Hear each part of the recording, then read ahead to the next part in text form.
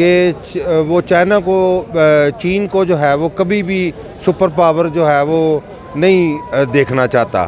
तो इस वजह से ये जो है वो with the collaboration of Japan जो है वो इंडिया को जो है वो सपोर्ट करते हैं अमेरिकन्स, और इस वजह से जो है वो नीचा दिखाने के लिए चाइना को जो है वो ये सारा जो है वो प्लान जो है वो इन्होंने मैनेज किया है। ये आप देखो ना कि लद्दाख के अंदर जो कुछ हुआ है, LAC के ऊपर उनकी जो कुछ हुआ है चाइना और इंडिया के बॉर्डर के ऊपर, वहाँ पे देखने में यही आ रहा है कि इंडियंस जो हैं वो उनको अच्छा खासा चाइनीज़ को मार के उन्होंने धुड़ाया। बिल्कुल, बट स्टिल यार हो सकता है कि इंडिया बाकियों के साथ रिलेशन इसलिए अच्छा कर रहा हो ताकि वो ज़्यादा प्रेशराइज़ कर सके, but according to my mind के मुझे तो लगता है अभी भी चाइना है मतलब कि इतनी लूज़ कॉम नहीं है ना। अस्सलाम वालेकुम viewers, this is Ubaidur Rahman and you are on my and yours YouTube channel Lajawab Ubaid. आज एक बहुत ही इंटरेस्टिंग और मज़ेदार टॉपिक के साथ मैं आप लोगों के सामने हाजिर हुआ, और वो टॉपिक ये है कि भाई एक रिसेंट न्यूज़ आई है कि इंडिया और जापान आपस में एक एयर कोलैबोरेशन करने जा रहे हैं, एक एयर कॉम्बैट करने जा रहे हैं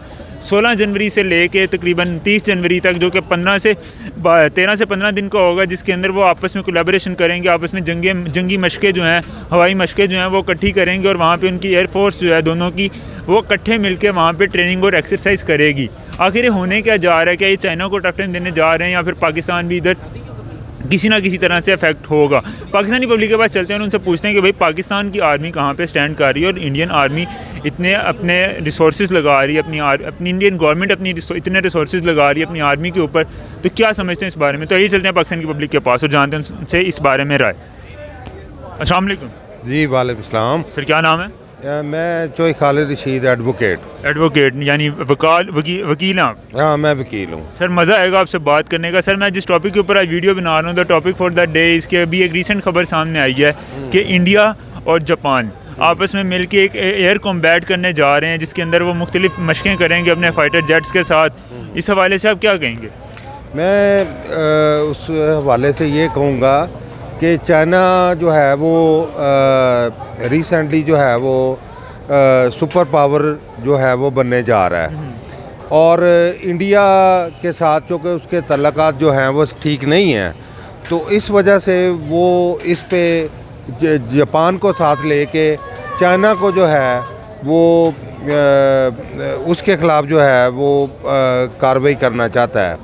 तो मेरा ये ख़्याल है कि ये जो इनकी आपस में जो कोलैबोरेशन है इंडिया की और जापान की, ये टोटली अगेंस्ट चाइना है, ये चाइना को कमज़ोर करना चाहते हैं। यानी कि जापान जो है वो भी चाइना का दुश्मन है, और इंडिया भी जो है वो चाइना का दुश्मन है। वो इंडिया भी जो है वो चाइना का दुश्मन है, और जापान भी जो है वो भी चाइना को किसी सूरत जो है वो सुपर पावर जो है वो नहीं देखना चाहता। तो इस हवाले से अगर हम पाकिस्तान की बात करते चलें, तो पाकिस्तान ने भी पिछले अभी थोड़े अरसे पहले अज़रबैजान और सऊदी अरेबिया की इसी तरह एक एयर कॉम्बैट ही हुआ था हमारा उनके साथ। तो क्या ये वही उसी तरह का ये कोई सिस्टम बनने जा रहा है, या फिर आप इसको किसी और सेंस में देखते हैं? नहीं, मैं इसमें ये है कि ये जो चाइना जो है, चाइना तो नो डाउट के उसकी इकॉनमी भी ठीक है, और उसके रिलेशंस भी जो हैं वो दुनिया के साथ जो है वो बाकी जो है वो ठीक हैं। आप चाइना की बात कर रहे हैं, लेकिन अगर रिलेशंस की बात की जाए तो जितनी भी आप कह लें कि वहाँ पे मैन्युफैक्चरिंग इंडस्ट्रीज़ थी, उसमें से मैक्सिमम जो है वो वहाँ से एवैक्यूएट करके अब इंडिया की तरफ शिफ्ट हो गई। अगर हम बात करते चलें आईफोन की, आईफोन भी वहाँ से मैन्युफैक्चर होना बंद हो चुका हुआ है। उसके बाद अगर हम बात करते चलें, हमारे पास जो टनल्स आते हैं, हमारे पास जो ये ट्रक्स वगैरह आते हैं, वो सारी इंडस्ट्री भी चाइना से शिफ्ट होकर अब इंडिया की तरफ आ चुकी है। तो कैसे आप कह सकते हैं कि इंडिया चाइना के जो रिलेशन है वो अच्छे हैं? यूएस उसके अगेंस्ट है, रशिया उसके अगेंस्ट है, जापान इंडिया उसके अगेंस्ट है। एक्चुअली अमेरिका जो है वो ये चूँकि वो अपने आप को डिक्लेयर करवा चुका है सुपर पावर, तो वो नहीं चाहता कि कोई भी इस खित्ते में एशियंस के हवाले से मैं ये बात करूँगा। अस्सलाम वालेकुम। वालेकुम अस्सलाम। सर क्या नाम है? अब्दुल्ला। अब्दुल्ला साहब क्या करते हैं? मैं लॉ कर रहा हूँ। लॉ कर रहे हैं। फर्स्ट ईयर के स्टूडेंट हैं या अभी आपका हो चुका है? जी मैं फर्स्ट ईयर का स्टूडेंट हूँ। फर्स्ट ईयर के स्टूडेंट है। सर मज़ा आएगा आपसे बात करने का, आप थोड़ा लीगल टच भी दीजिएगा इस बात के अंदर। सर बेसिकली जिस टॉपिक के ऊपर मैं वीडियो बना रहा हूँ, the topic for the day, इसके इंडिया और जापान दोनों मुल्क जो हैं वो आपस में एक एयर कॉम्बैट करने जा रहे हैं, एक एयर कोलैबोरेशन करने जा रहे हैं 15 से 20 दिन की, जिसके अंदर वो हवाई मशक़ें करेंगे। उसके अलावा जंगी मशक़ें होंगी उनकी, जो कि फ़ाइटर जेट्स के ऊपर होंगी।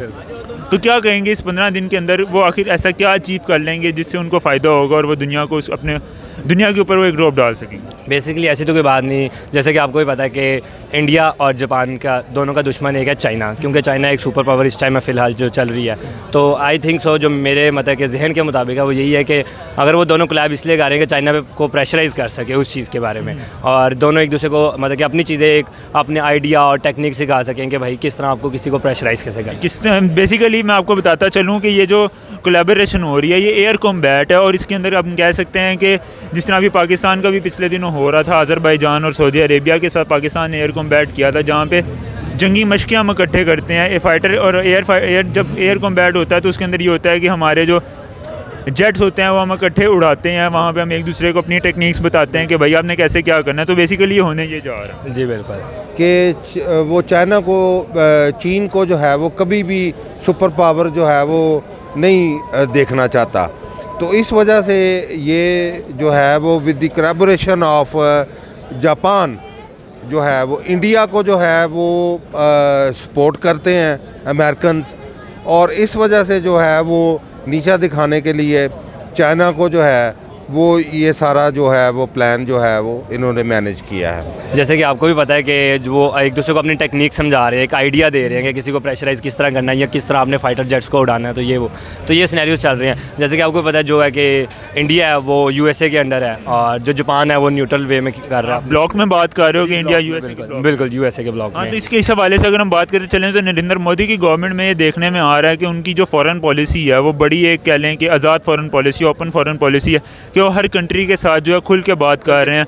और अगर हम जयशंकर की बात करें, उनके जो फॉरेन मिनिस्टर हैं, तो वो भी बड़ा एक रोब और दबदबा लेके हर कंट्री के साथ जो है एक अच्छे रिलेशंस की बात करते हैं। ये जापान के साथ जो वो कर रहे हैं एयर कॉम्बैट, वो भी कहीं इसी कड़ी का तो नतीजा नहीं है? बिल्कुल, वो खुद चाह रहे हैं कि हमारे हर किसी से एक अच्छे रिलेशन हो ताकि हम मतलब कि उस चीज़ को प्रेशराइज़ कर सकें, ऑल ओवर द वर्ल्ड को प्रेशराइज़ कर सकें कि हम मतलब कि we are the super power और वी हैव एवरीथिंग। तो इंडिया को आपको क्या लगता है कि इंडिया जो है वो इस वक्त एशियन पावर है या फिर चाइना के पास ही अभी तक ये जो है ये सोवरेनिटी है? नहीं, चाइना अभी तक सुपर पावर है एशिया की। और लेकिन अगर हम बात करते चलें तो चाइना के अंदर से इस वक्त काफ़ी सारी मैन्युफैक्चरिंग इंडस्ट्रीज़ और काफ़ी सारे जो इन्वेस्टमेंट्स हैं वो वहाँ से इवैक्यूएट होकर इंडिया की तरफ जा चुकी हुई हैं। बिल्कुल, तो फिर चाइना कैसे सुपर पावर हो? क्योंकि चाइना का अभी भी उनकी टेक्निक्स उनके आइडियाज़ इंडिया से बहुत ऊपर के हैं। और यार अभी आप देखो ना कि लद्दाख के अंदर जो कुछ हुआ है, LAC के ऊपर उनकी जो कुछ हुआ है चाइना और इंडिया के बॉर्डर के ऊपर, वहाँ पे देखने में यही आ रहा है कि इंडियंस जो हैं वो उनको अच्छा खासा चाइनीज़ को मार के उन्होंने धुड़ाया। बिल्कुल, बट स्टिल यार हो सकता है कि इंडिया बाकियों के साथ रिलेशन इसलिए अच्छा कर रहा हो ताकि वो ज़्यादा प्रेशराइज़ कर सके, but according to my mind के मुझे तो लगता है अभी भी चाइना है मतलब कि इतनी लूज़ कॉम नहीं है ना, उनके पास अच्छी खासी पावर है, उनके पास अच्छी खासी एटॉमिक बॉम्ब्स है, उनकी हर एक चीज़ इंडिया के पास भी काफ़ी एटॉमिक बॉम्ब है। हाँ, ये बात भी है। पाकिस्तान से पहले उन्होंने अपना जो है वो एटॉमिक कर किया था। बिल्कुल। अस्सलाम वालेकुम। वालेकुम सलाम। फिर क्या नाम है? शाम। तो शाम सब क्या करते हैं? मैं IT स्टूडेंट हूँ। जॉब वगैरह भी करते हैं? नहीं, अभी नहीं। अभी जॉब नहीं कर रहे, स्टडी कंप्लीट कर रहे हैं। सर मैं जिस टॉपिक के ऊपर आज वीडियो बनाने जा रहा हूँ बेसिकली वो टॉपिक ये है कि इंडिया जो कि हमारा हमसाया मुल्क है वो अब एक एयर कोलैबोरेशन करने जा रहा है, एयर कॉम्बैट करने जा रहा है जापान के साथ जनवरी के अंदर, जिसके अंदर वो हमारा अगर हम देखें तो वो हवा में मशक़ें करेंगे फ़ाइटर जेट्स की, जो हमने भी थोड़ा अर्सा पहले जो है वो देखा जाए तो अज़रबैजान और हमारा एक सऊदी अरब के साथ भी हमारा भी यही सीन हुआ था। तो इस हवाले से आप क्या समझते हैं कि ये क्या होने जा रहा है, इससे इंडिया को क्या फ़ायदा होगा, जापान को क्या फ़ायदा होगा? क्या फ़ायदा हो सकता है? आपने 65 की जंग तो देखी होगी, उसमें क्या फ़ायदा हुआ था? क्योंकि पाकिस्तान ने इंडिया को शिकस्त दी थी। इससे बेहतर और क्या जान सकते हैं? इंडिया के बारे में हम क्या कहें? जैसे कि अभिनंदन को हमने जहाज़ से उतारा था, ठीक है, बाकी इंडिया का कुछ नहीं हो सकता, किसी के साथ ये कुछ भी नहीं कर सकते, इनके ताल्लुकात किसी मुल्क के साथ अच्छे नहीं बन सकते क्योंकि ये इनका मुल्क बहुत ज़्यादा गंदा है। यार आप ताल्लुकात की बात कर रहे हो, अगर हम ताल्लुकात की ही बात करते चलें, रिलेशंस की ही बात करते चलें, तो इस वक्त इंडिया के रिलेशंस पूरी दुनिया के कंट्रीज़ जितने भी हैं उन सब के साथ काफ़ी अच्छे हैं और हर कंट्री जो है वहाँ पे इन्वेस्टमेंट करने के लिए मतलब वो राज़ी है और इन्वेस्टमेंट हो भी रही है वहाँ पे। अगर हम पाकिस्तान की बात करें तो यहाँ से जितनी भी इन्वेस्टमेंट्स हैं वो वैक्यूएट हो रही हैं। बिल्कुल, क्योंकि इंडिया अपना फ़ायदा देख रहा है हर जगह से। इंडिया को जिस जगह फ़ायदा था उनके साथ अपना रिलेशन रखते हैं, क्योंकि इंडिया को जिससे फ़ायदा होगा उसके साथ ही रिलेशन है ना, अदरवाइज़ इंडिया का किसी के साथ कोई रिलेशन अच्छे तरीके से नहीं चल रहा, क्योंकि पाकिस्तान को वो अच्छे तरीके के नामों में नहीं ले रहे वो। हाँ, तो ज़ाहिरी बात है ना, अगर हम दो कंपेटिटर्स हैं आपस में तो हम एक दूसरे को क्यों अच्छे नामों से लेंगे? सुजुकी है और एक तरफ होंडा है, तो वो आपस में क्यों अपने आप को अच्छे नामों से एक दूसरे को बुलाएंगे? होंडा जो भी है, बट इंडिया अच्छी मुल्क नहीं है एक, क्योंकि हमें पता है, हम जान चुके हैं इंडिया को, क्योंकि कुछ महीने पहले की बात है कि इंडिया ने बहुत ज़्यादा गंदा मुल्क है वो, उसके बारे में मैं तो कुछ कह ही नहीं सकता। इतना गंदा मुल्क है, उसका नाम लेते हो तो मेरी ज़ुबान पलीत होती है। जैसे कि आप देख सकते हैं मकबूजा कश्मीर में इंडिया वाले हमारे मुसलमान भाइयों पे कैसा जुल्म कर रहे हैं। यार हम हर वक्त कश्मीर की बात करते रहते हैं, अगर हम अपने मुल्क की बात करें तो हमारे अपने मुल्क में भी इस तरह की काफ़ी दफ़ा इस तरह की हरकतें हो चुकी हुई हैं। हम अगर कश्मीर को छोड़ के हम अपने मुल्क की तरफ फोकस करें तो वो ज़्यादा बेटर नहीं होगा? नहीं, क्योंकि ये मीडिया वालों का काम है ना, मीडिया वाले तो कुछ भी दिखाते हैं, क्योंकि हमारे मुल्क में फिर भी चलो कोई थोड़ा बहुत ही होता है, बट उधर होता है। हाँ होता है, क्योंकि मकबूजा कश्मीर वालों पे बहुत ज़्यादा जुल्म किया जा रहा है इंडिया वाले की तरफ से। लेकिन अगर हम देखें वहाँ पे आर्टिकल 370 जो है उसको भी वहाँ पे ख़त्म कर दिया गया है।